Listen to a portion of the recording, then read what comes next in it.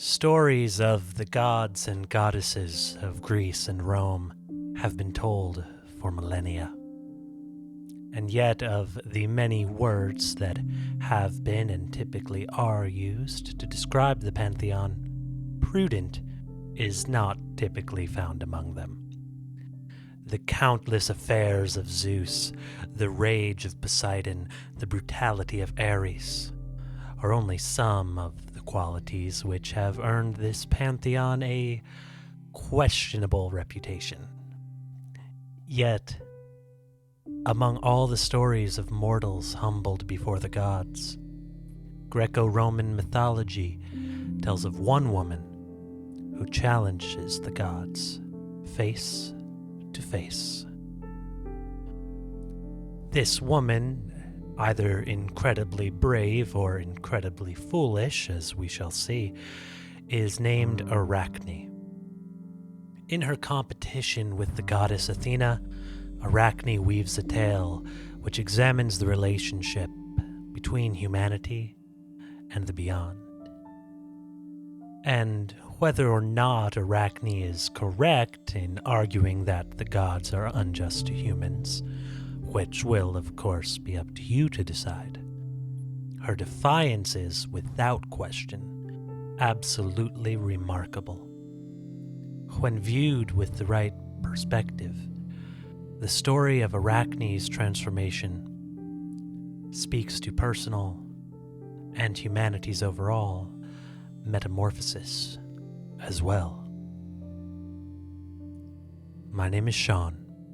Welcome to Mythos and Logos. While it likely dates back farther, the oldest surviving version of the story of Arachne comes from the Roman writer Ovid.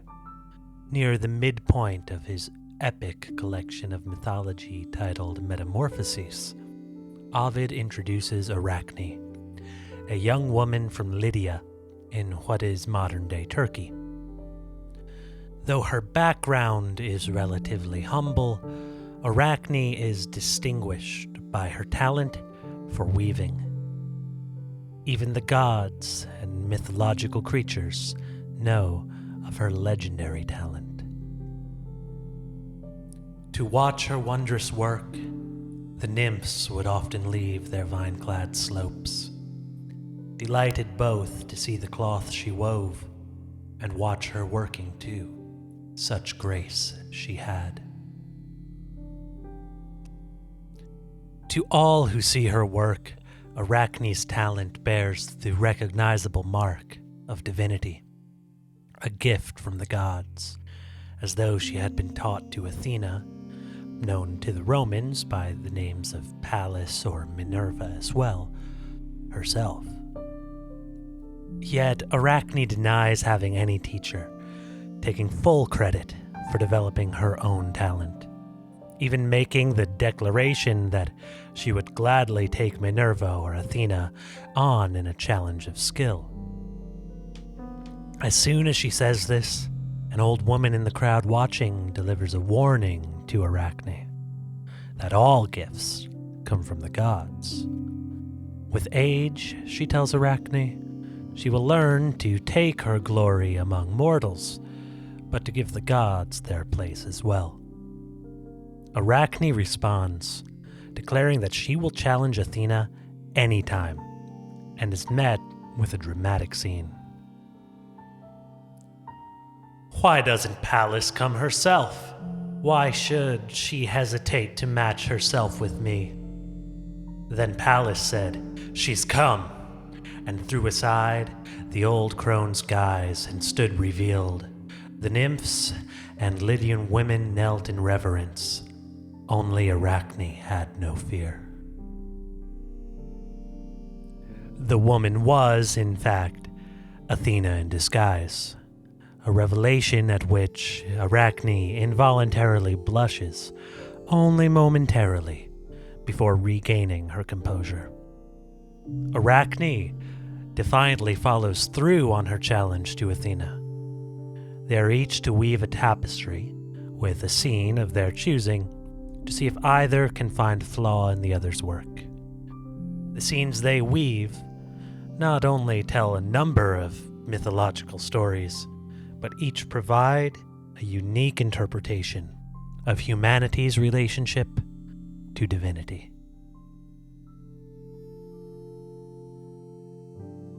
Each woman proceeds to weave a tapestry showcasing a number of stories from mythology.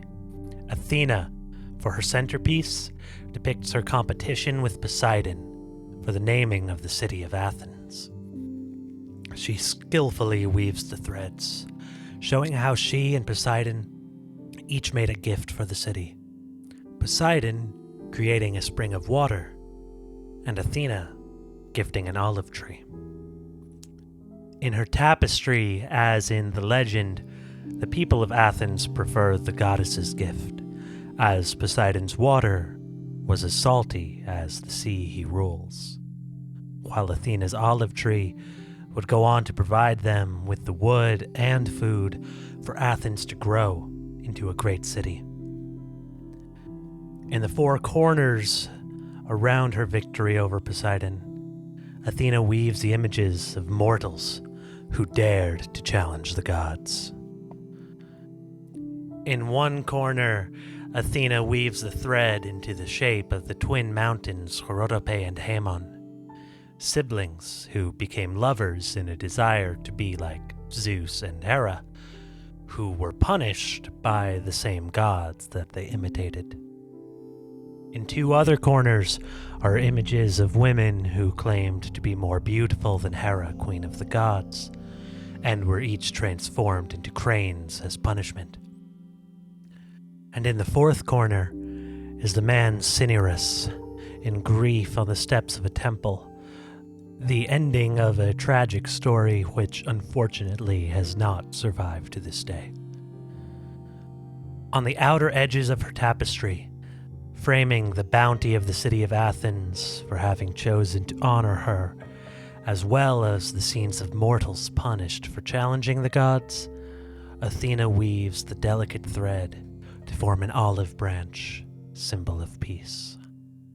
This supposed peace offering is, of course, deeply ironic, considering that the theme of her work is the dangers of disobeying the gods. But complete, Athena reveals her tapestry to Arachne, both demonstrating her talent and giving one final warning to turn back.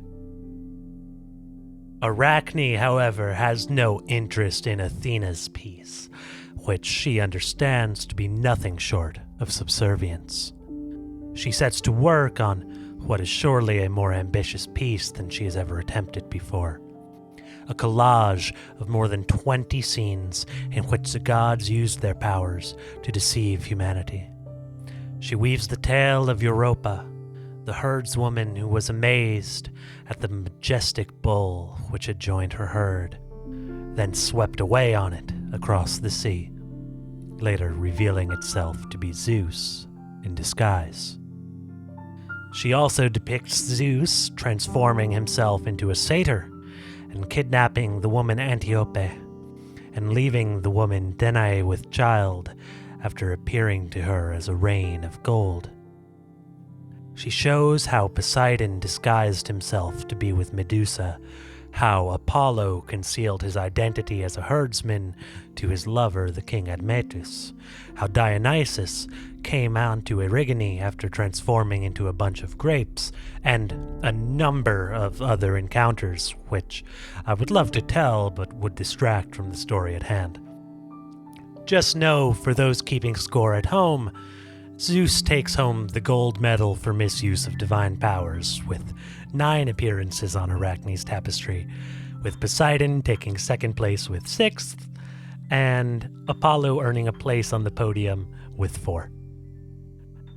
Along the fringes of her tapestry, Arachne embroiders beautiful, blooming flowers, interwoven with a creeping ivy, made with such skill that one would think the ivy truly is holding the flowers back from the fullness of their bloom.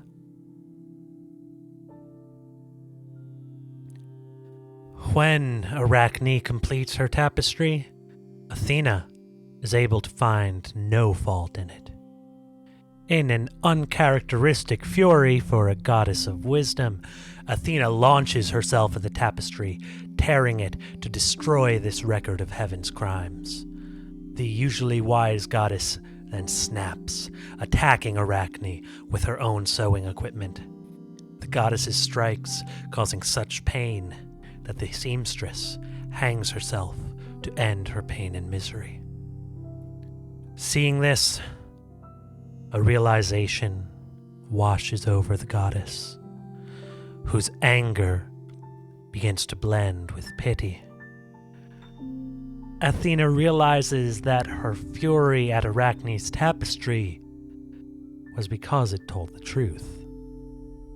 And all she has done is add one more to the list of divine abuses of power. Athena's anger turns to regret, and she takes a potion brewed by the magical goddess Hecate, and using it, restores Arachne to life. Though, perhaps to save face, or perhaps to appease what anger remains, the goddess restores Arachne changed, shrunken, and still hanging, made to weave for all eternity. When Arachne breathes the breath of life again, it is as the world's first spider. Arachne's transformation can be equally capable of inspiring hope and fear. Some understand her story as a lesson in humility, that all gifts indeed have a source, and that we are never truly the ones responsible for our own accomplishments. Yet, to others, Arachne's masterpiece is a defiant stand for humanity, oppressed by misused authority, and rising up to question it. The true moral of the story is up to you to decide. Yet, in either case, the myth's endpoint demonstrates a possibility of change. Ovid's Metamorphoses is a uniquely ambitious work, presenting all of history as an interwoven and connected series of myths. Consisting of 15 books in total, the earliest focus on the creation of the cosmos and the interactions of the gods with each other, while the later books use the structure of mythology to tell history, from the Trojan War and the founding of Rome to what were for Ovid current events, like the doctrines of philosophy and the assassination of Julius Caesar. In fact, the work concludes with Caesar, a mortal man, rising to become a god. Now, the story of Arachne opens Metamorphoses' 6th book, a thematic midpoint. Before this story, the stories are almost exclusively about gods, and after which they start to become about historical acts of humanity. It's at this work's midpoint, presented in this story of Athena and Arachne, that the importance of humanity is first starting to be seen as gods and mortals interact, ending with our ascent to becoming the driving forces of history, and eventually, thematically, equals to divinity. This transition can be seen in Athena's moment of regret, and makes the case that Arachne was at least somewhat right. While Athena does, in the end, impose her authority by transforming Arachne, by pausing for a moment, rather than simply killing her, Athena acknowledges that the gods, in their divine authority, should perhaps somewhat loosen their grip on humanity, and give credit to human accomplishments, just as they desire credit for being the source of those gifts. That way, like the flowers being held down by ivy on Arachne's tapestry. A loosened hold may allow humanity to truly bloom to its fullest potential.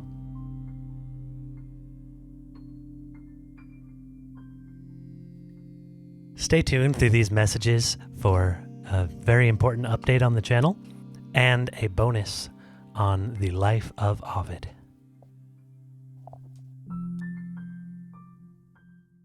Hello, I am very happy to let you know that according to projections, between this video launching and the next one, we should be reaching 1,000 subscribers on YouTube. I am so thankful, amazed. I had never expected that we would have this kind of awesome community that's been really growing here. And there's been a lot of great people I've met, great conversations have been had. Thank you for being a part of that. For our 1,000 subscriber special, our very next episode is going to be our first look into a modern mythos, a fictional mythology, still very beautiful and symbolic, in which we will be tackling Avatar: The Last Airbender. It's something I'm very excited for. It's going to be a lot of fun. And don't worry, it's still going to mostly stick to the classics, but I think every now and then it's great to highlight some of these modern stories that have the same symbolism. Now, onto that bonus story for you. A reader familiar with other tellings may notice that many of the myths in Ovid's Metamorphoses are much more critical of the gods and much more sympathetic to humans and other characters than most other tellings of the stories. Medusa, as a famous example, is given a tragic origin story, whereas in earlier tellings she was simply a monster. And most scholars point to this being a result of Ovid's personal life. Originally trained to be a lawyer, after his brother's early death, Ovid turned away from the profession and devoted himself to his dream of poetry. And this small act of abandoning his family's expectations pointed to a bit of a greater rebel spirit, as much as you can imagine an ancient Roman punk rocker. His early work was mostly dedicated to love poems, but one poem in particular landed Ovid in very hot water with Roman authorities. Though no one today knows exactly why, Ovid was exiled from Rome. When asked, he simply stated two reasons: carmen et error, a poem and a mistake. Some say that it was a love poem and a love affair in the imperial family, while others say Ovid's work was political and he became entangled in an assassination plot. Some even suggest a mixture of the two. And though no one is exactly sure what the poem or the error were, it's easy to imagine that Ovid's desire to question authority with his work was a factor. So the Italian-Roman poet was exiled to the far edges of the empire, in modern-day Romania, where he would live the rest of his days. And while he originally dreaded life among the so-called barbarians, in time Ovid grew to love the people and the culture which he had been forced to adopt. And even today, the Italian-rooted Ovid is often praised as Romania's first great poet. And Ovidiu is a common name in the country, being, of course, a Romanian version of Ovid's Latin name, Ovidius. Now read throughout the world, Ovid's work has stretched much farther than anyone could have imagined the work of a dropout lawyer could, and just shows a testament to how strong creativity is.